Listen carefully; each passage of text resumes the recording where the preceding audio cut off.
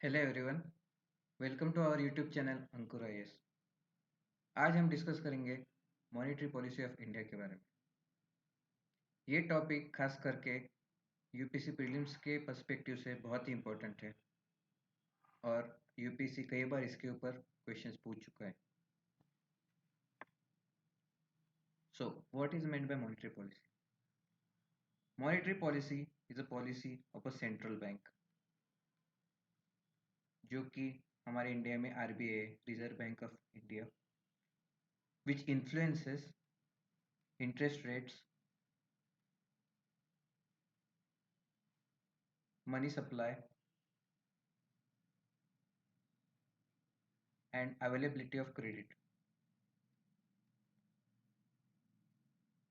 तो ये तीन चीज़ों के ऊपर ये इन्फ्लुएंस करता है और इसका जो मेन एम है आरबीआई का मॉनेटरी पॉलिसी के पीछे, वो है इन्फ्लेशन को कंट्रोल करना।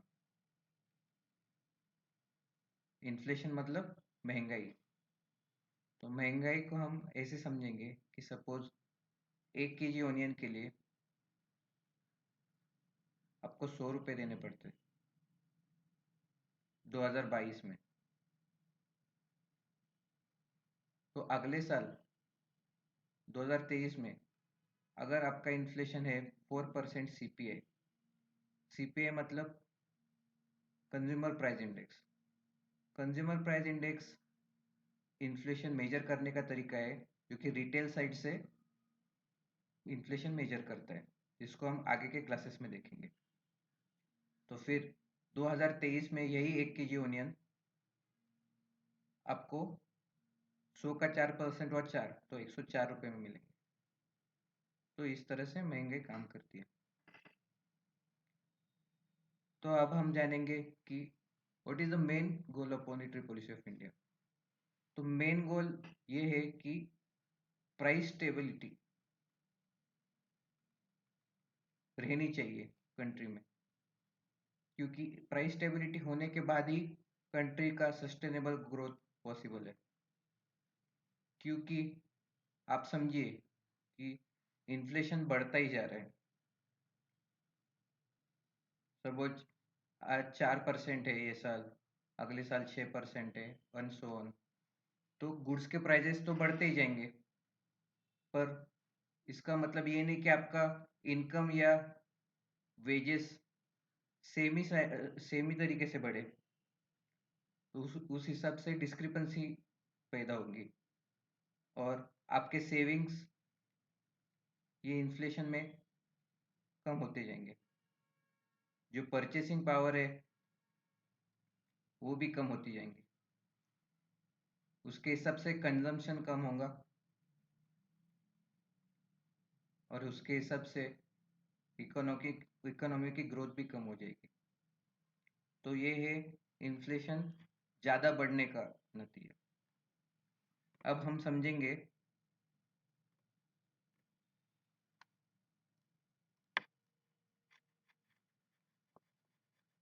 कि सपोज इन्फ्लेशन कम हो रहा है, मतलब डिफ्लेशन डिफ्लेशन हो रहा है कि मतलब जो गुड्स के प्राइजेस है वो कम होते जा रहे हैं। तो सपोज ये साल में गुड्स के ओनियन के प्राइस थे 100 रुपये, तो अगले साल में सपोज इसका प्राइस हो रहे हैं 96 रुपये, मतलब -4% सीपीआई इन्फ्लेशन है। तो जो कंज्यूमर साइड है वो तो खुश हो जाएंगे, पर जो सप्लायर और जो कॉरपोरेट्स है उनको प्रॉफिट नहीं होगा। तो वो क्या करेंगे, वो अपना प्रोडक्शन का कॉस्ट कम करने को देखेंगे, मतलब वर्कर्स को ले ऑफ करना या वर्कर्स के वेजेस कम करना, ये सब चालू हो जाएगा। और उसका स्पाइरल डाउन इफेक्ट ये होगा कि प्रोडक्शन कम हो जाएगा और प्रोडक्शन की वजह से वापस इकोनॉमी की ग्रोथ कम हो जाएगी। तो इन्फ्लेशन ज़्यादा बढ़ रहा है या फिर डिफ्लेशन हो रहा है ज़्यादा, तो दोनों भी चीज़ें एक हेल्दी इकोनॉमी के लिए हानिकारक है। तो दो तरह की मॉनेटरी पॉलिसी होती है, एक है एक्सपांशनरी और दूसरी है कॉन्ट्रैक्शनरी। जो एक्सपांशनरी पॉलिसी है उसमें जो इंटरेस्ट रेट रहता है उसको कम रखा जाता है। तो इंटरेस्ट रेट्स कम होंगे तो आपको बैंक लो इंटरेस्ट पे लोन देगी, तो उसकी वजह से जो मनी सप्लाई है इकोनॉमी में वो बढ़ेगा, और मनी सप्लाई बढ़ने के कारण इकोनॉमी विल एक्सपांड। तो ये पॉलिसी तब यूज करेंगे जबकि इकोनॉमी को एक लिक्विडिटी इंजेक्शन की ज़रूरत है या उसको बूस्ट करने की ज़रूरत है। इसको हम ये भी बोल सकते हैं कि liquidity in the market increases. और एक्सपेंशनरी पॉलिसी को हम easy monetary policy, dovish monetary policy या चीप मॉनेटरी पॉलिसी भी बोल सकते हैं। इसी तरह जो हमारा कॉन्ट्रैक्शनरी मॉनेटरी पॉलिसी है ये करेक्ट इसके अपोजिट है, यानी वाइस वर्सा।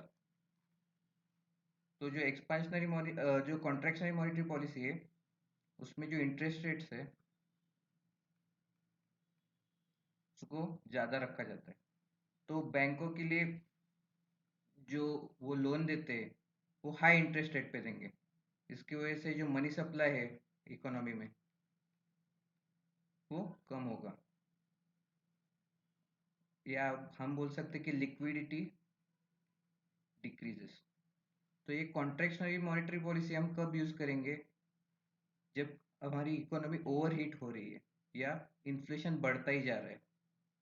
जैसा कि आपने न्यूज़ में पढ़ा होगा कि श्रीलंका में या वेनेजुएला में इन्फ्लेशन बहुत ही बढ़ चुका है, हाइपर इन्फ्लेशन हो गए। तो तब ये कॉन्ट्रैक्शनरी मॉनेटरी पॉलिसी यूज़ करती है टू कंट्रोल इन्फ्लेशन। अब हम जानेंगे कि आरबीआई को ये मॉनेटरी पॉलिसी कंडक्ट करने का मैंडेट कहाँ से मिलता है। उसको मैंडेट मिलता है आरबीआई एक्ट 1934 से, जो कि आरबीआई को ये पावर देता है।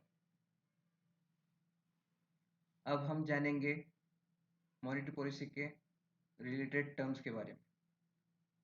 पहला टर्म है एफआईटीएफ, मतलब फ्लेक्सिबल इन्फ्लेशन टारगेटिंग फ्रेमवर्क। ये जो फ्रेमवर्क है वो 2016 में अमेंडमेंट टू आरबीआई एक्ट 1934 से आया है, जहाँ से हमारा जो इन्फ्लेशन टारगेट है उसको हमने फ्लेक्सिबल बना दिया है। तो इन्फ्लेशन टारगेट हमारी गवर्नमेंट सेट करती है। तो इस तरह से सेट करती है अभी की 4% सीपीआई को हम बेंचमार्क रखे, +2% या -2% हम उसका टॉलरेंस लेवल लगते हैं। तो मतलब कम से कम 2% सीपीआई या फिर मैक्स टू मैक्स 6% सीपीआई, इसके बीच में ही इन्फ्लेशन लेवल रहना चाहिए, जो जिसके लिए आरबीआई मॉनेटरी पॉलिसी कंडक्ट करती है। ये जो मॉनेटरी पॉलिसी का फ्रेमवर्क है ये भी वही 2016 के अमेंडमेंट से आया हुआ है, जहाँ आरबीआई पॉलिसी रेट डिसाइड करती है अपने मैक्रो इकोनॉमिक कंडीशंस देख के इंडिया की। तो मैक्रो इकोनॉमिक कंडीशंस का एग्जांपल ये होगा कि वो देखेंगे कि जीडीपी कितना चल रहा है या फिर कितनी अनएम्प्लॉयमेंट है इंडिया में। उसके हिसाब से वो पॉलिसी रेट, या इसको रेपो रेट भी बोल सकते हैं, वो रेट रखते हैं जहाँ से मॉनेटरी पॉलिसी काम करती है। ये मॉनेटरी पॉलिसी रखने के लिए मॉनेटरी पॉलिसी कमेटी बनाई गई है जिसमें 6 मेंबर्स है। उसमें से 3 मेंबर्स आरबीआई की तरफ से है और 3 मेंबर गवर्नमेंट अपॉइंट करती है। ये कमेटी का जो एक्स ऑफिशियो चेयरमैन है वो है आरबीआई गवर्नर, और जो इसका कोरम है वो है 4 मेंबर्स। मतलब जो भी डिसीजन लेना हो या कोई डिस्कशन करना हो तो कम से कम 4 मेंबर्स प्रेजेंट रहने ज़रूरी है। कोई भी डिसीजन वोटिंग से लिया जाता है, और सपोज इन केस टाई हो गया तो RBI governor can cast double vote to resolve the tie. ये जो कमिटी है वो कम से कम 4 बार मीटिंग करती है एक ईयर में, और फिर ये कमिटी हमारी मॉनेटरी पॉलिसी सेट करती है। तो जो मॉनेटरी पॉलिसी से कंडक्ट करने के इंस्ट्रूमेंट्स है वो 2 तरह के हैं, जिसको हम क्लासिफाई कर सकते हैं क्वांटिटेटिव और क्वालिटेटिव में, जिनके बारे में हम अगली क्लास में पढ़ेंगे। Thank you.